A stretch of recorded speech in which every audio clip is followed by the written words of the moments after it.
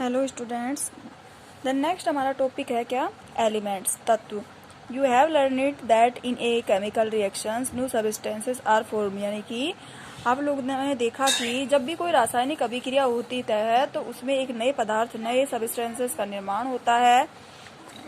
This substances are different from those which underwent the reactions. Now if a substances cannot be broken down future by chemical reactions, by cooling, heating or by electrolysis is called element. Sulfur is an element. कह सकते हैं कि जो अलग अलग पदार्थ होते हैं उनकी अभिक्रिया करवाने पर अगर उनमें हम क्या करते हैं, हीटिंग देते हैं या कूलिंग करते हैं या फ्रीजिंग करते हैं या इलेक्ट्रोलाइसिस यानी कि विद्युत का उपयोग हम करते हैं, तो हम इसको ऐसे पदार्थों को, ऐसे पदार्थ जिनके ऊपर हम इन सारी अभिक्रियाओं, इन सारे रिएक्शंस को करते हैं, किसको? कूलिंग, हीटिंग, फ्रीजिंग, इलेक्ट्रिसिटी, इनको करते हैं, तो उस पदार्थ को हम एलिमेंट कहते हैं। जैसे कि sulphur is an element, sulphur जो है वो एक एलिमेंट है।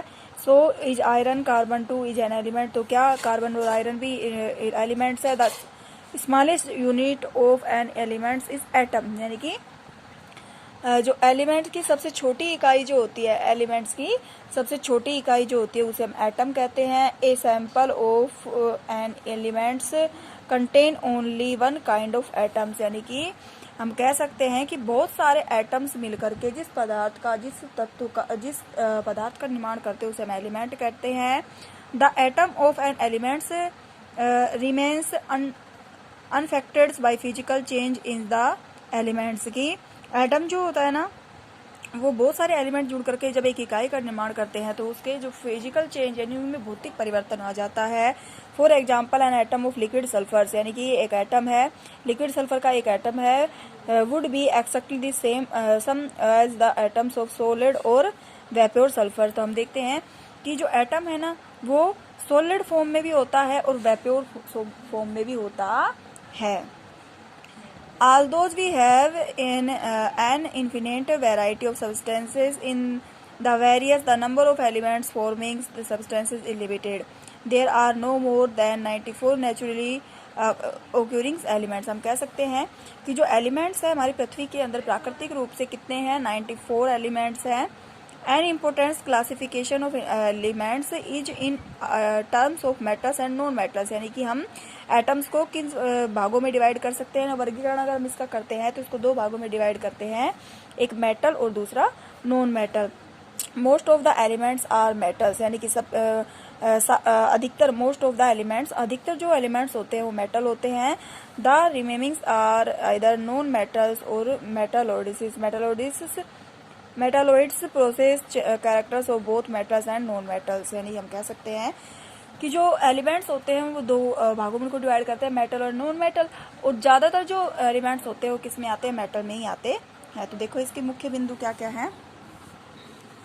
Metals are lustres where non metals have no lustres, यानी कि मेटल जो होते हैं ना वो चमकीले होते हैं, लेजर्स होता है चमकीले होते हैं, और नॉन मेटल जो होते हैं ना वो लेजर यानी कि नो लेजर्स यानी कि चमकीले नहीं होते हैं। चमकीले नहीं हो सकते, कहे कि हम कह सकते हैं कि डल होते हैं। ठीक है, तो generally metals are malleable and ductile, अधिकतर जो मेटल्स होते हैं वो लचीले होते हैं, उनको किसी भी सेफ में हम उसको किसी भी सेफ दे सकते हैं। Non metals are do not have this properties, और नॉन मेटल की ये प्रॉपर्टी नहीं होती, यानी कि नॉन मेटल्स को हम किसी भी आकार में चेंज नहीं कर सकते हैं। Generally metals are good conductors of heat, यानी कि सामान्यतः तो मेटल जो होते हैं वो विद्युत के सुचालक होते हैं, and electricity, but non metals विद्युत के क्या होते हैं? सुचालक।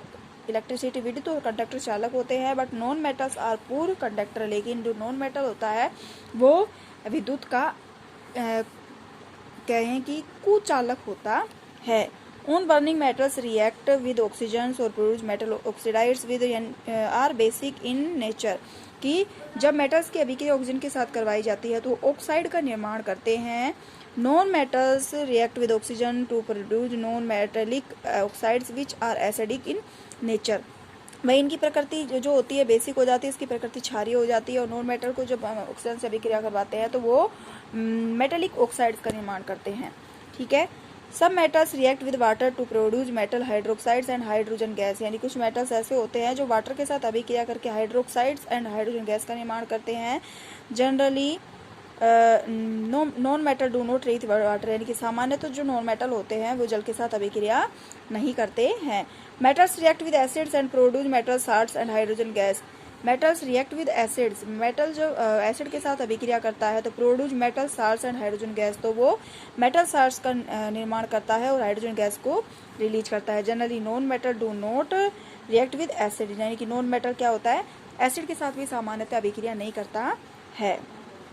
सब metals react with bases to produce hydrogen gas, यानी कि सब मेटल्स रिएक्ट विद बेस, यानी कि कुछ मेटल्स जो होते हैं जो क्षार के साथ अभिक्रिया करके हाइड्रोजन गैस को प्रोड्यूस करते हैं। More react metal displace less reactive metals, यानी कि कुछ जो मेटल्स होते हैं वो डिस्प्लेस लेस रिएक्टिव, यानी कि अप्रतिस्थापित मेटल होते हैं from the components of aqueous solutions. Metals and non metals are use with everyday life, यानी मेटल और नॉन मेटल इन दोनों का हम अपने डेली लाइफ में यूज करते हैं। ओके।